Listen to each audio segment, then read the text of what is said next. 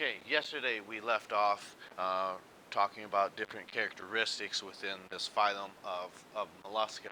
And one of the things we had mentioned is try to keep track in your mind mentally what we've been going over so far this semester. Why certain animals and sponges, why are they in the phylum Porifera? A lot of you have been pretty good about keeping up with that, noticing and stating that they are porous, they're sessile, and that they have an osculum. Those are, and they're filter feeders. Any one of those are great characteristics to put down for sponges.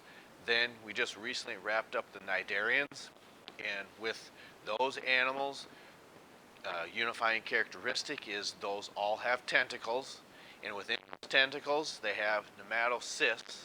And nematocysts are the cnidocytes that produce that venom that these all have in common. Anything from a hydra to a medusa to a jellyfish to a sea anemone, any one of those belong in that phylum because they've got either tentacles pointing up, like on the class Anthozoan, or the sea anemone, or they have tentacles pointing down from the jellyfish, which were the scyphozoans, and the medusa, which were the hydrozoans, which have tentacles, again, pointing down.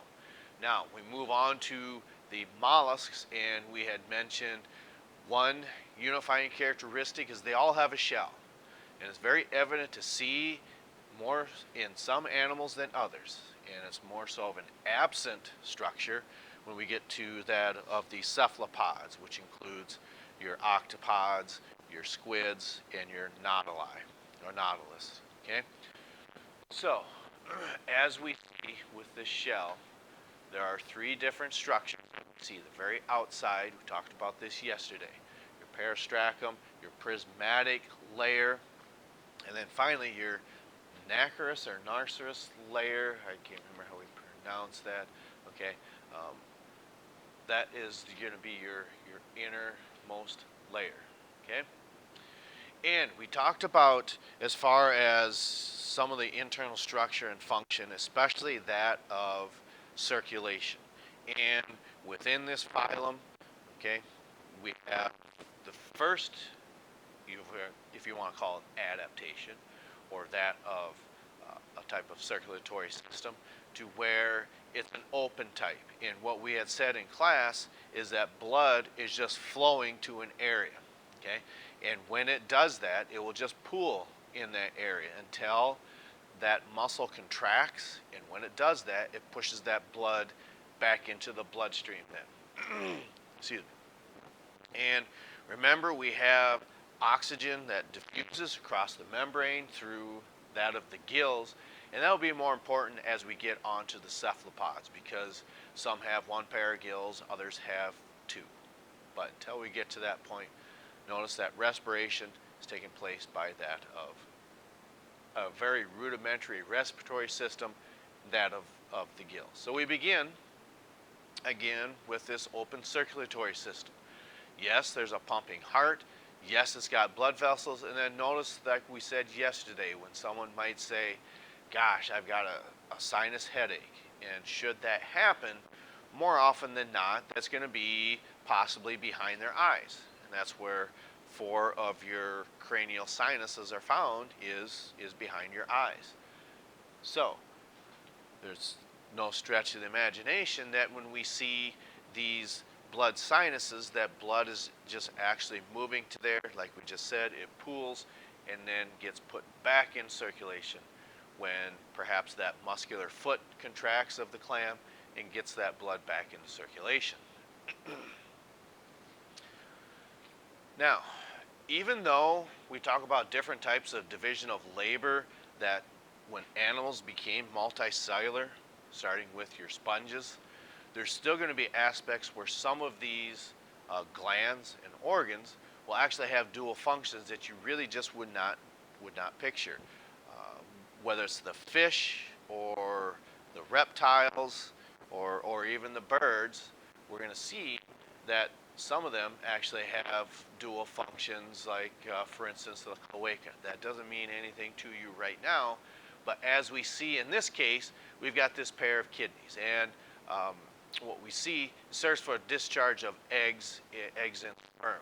Because normally when we think of kidneys, it's more so of a filtering function. And that's no different here. But in this case, these kidneys have dual functions. That of discharge of reproductive cells, and that of a type of filtering device for that of circulation as well. Okay, but just keep in mind that when we get finally to the vertebrates, which won't be until January, that is where we start talking about a closed circulatory system. And in that case, the uh, the system is pressurized. Here it's not, because these blood sinuses are just that, just open areas or open cavities.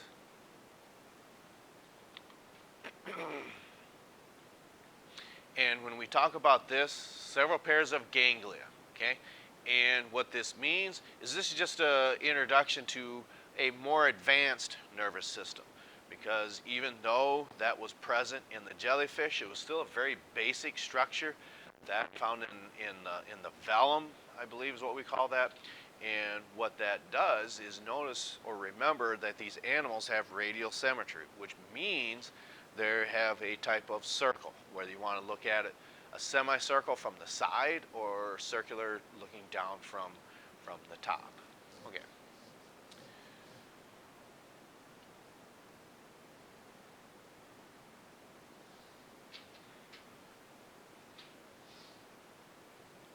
So I do believe we're going to head forward just a little bit, and then possibly on Friday we'll maybe go ahead and break up into groups and take a look at some of these clams. But anyway, in order to do that, we're going to start talking about your next class. So one of the things, we've discussed 6 classes so far in only 3 phylums.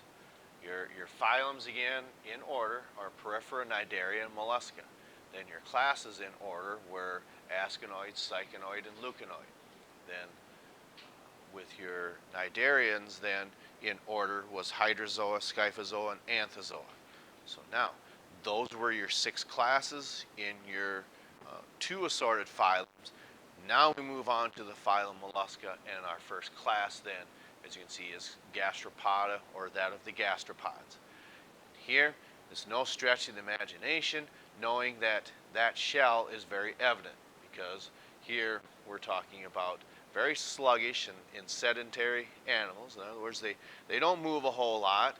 We're talking about that of your snails, because we have this heavy shell, and it's what we call, has slow locomotor organs, or that for movement. Unless you're turbo, well then that might be a little different.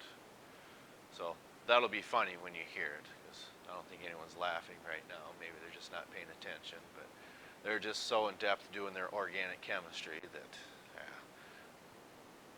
we're in that zone. Benzene, phenol, toluene, aniline. Yep. Okay, so this is a rather unique function, or not function, but process.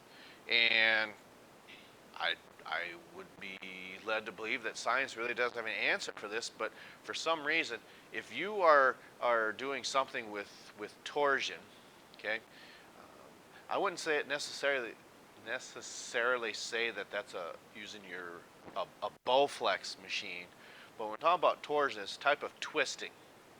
And for some reason, nature selected these animals to go through this process, torsion, which is a type of torquing or twisting, and upon doing that, their entire mantle cavity, where, again, we discussed yesterday, your organs of digestion are held in place and protected by your mantle, inside the mantle cavity. And for some reason, again, nature selected these animals to have this twist from back to front. In other words, as you can see, 180 degrees.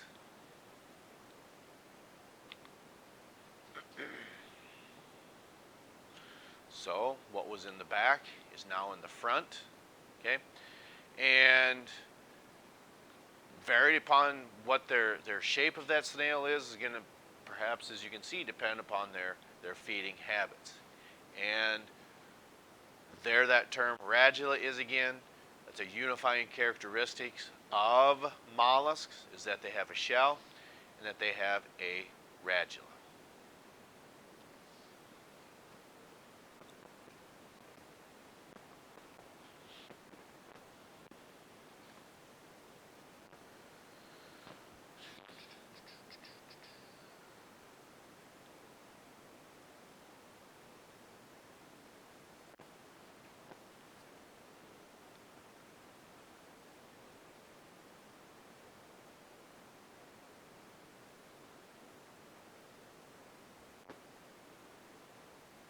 Just going to see if we were going to get to the clams today. That would be your bivalves. I don't think we're quite going to make that. Okay. That should be all right. Maybe we'll be doing that on Friday. Okay. So again, all mollusks have shells, even though you might not be able to see them, and they all have a radula, as you can tell. That's where we'll stop for today. Tomorrow, we will pick up and move along with some of these feeding habits or continue with these feeding habits of your gastropods, which are your slugs and snails. We'll catch up to you next time.